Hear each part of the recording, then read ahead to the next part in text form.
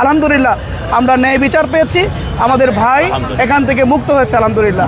আজকে সকাল 9টায় তিনি মুক্ত হবেন এবং সেই মুক্ত হকে উপলক্ষ করে আজকে আমাদের এখানে শুকরানা সমাবেশ হবে এই শাহবাগ মঞ্চে। আমরা সেখানে মঞ্চ তৈরির প্রস্তুতি আমরা সম্পন্ন করছি। এদিকে তার মুক্তির সমস্ত প্রক্রিয়াটা সেখানে কাজ চলতেছে। আশা করছি 9টার মধ্যে তিনি মুক্ত হবেন ইনশাআল্লাহ।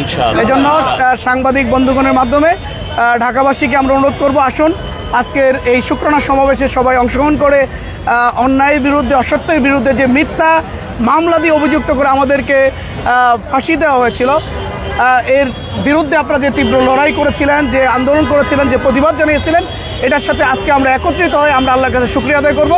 এই জন্য সকল ঢাকাবাসীকে আমরা এই জায়গায় এসে সেই শুকরানা সমাবেশে অংশগ্রহণ করার জন্য আমরা উদাত্ত আহ্বান জানাচ্ছি। আশা করছি সকাল 9টা ইনশাআল্লাহ। এখন আমরা কোনো প্রশ্ন নিচ্ছি না। বামপন্থী অনেক জোট বিবৃতি দিয়েছে এবং তারা মিছিল মিটিং করছে, এই বিষয়টা আপনার কিভাবে দেখছেন? না, এখানে আসলে বামপন্থীরা তো শুরু, আপনারা জানেন এই সেই শাহবাগ চত্বর, যেই শাহবাগ চত্বরে এই বামপন্থীরা, শাহবাগীরা এই এটিএম আজহারুল ইসলাম সহ আমাদের জামাত ইসলামী শীর্ষ নেতৃবৃন্দকে কোনো সাক্ষ্য প্রমাণ ছাড়াই তাদের বিরুদ্ধে যেন ফাঁসির রায় দেয়, এই ফাঁসির দাবিতে এখান থেকে তারা প্রতিবাদ করেছিল এবং তাদের নোংরা রাজনীতি শুরু করেছিল। এবং দীর্ঘ সময় পরে 5ই আগস্ট অভ্যুত্থানের মধ্য দিয়ে এই শাহবাগ থেকেই কিন্তু এই শাহবাগীদের পতন হয়েছে, ফেসিবাদের উত্থান হয়েছে।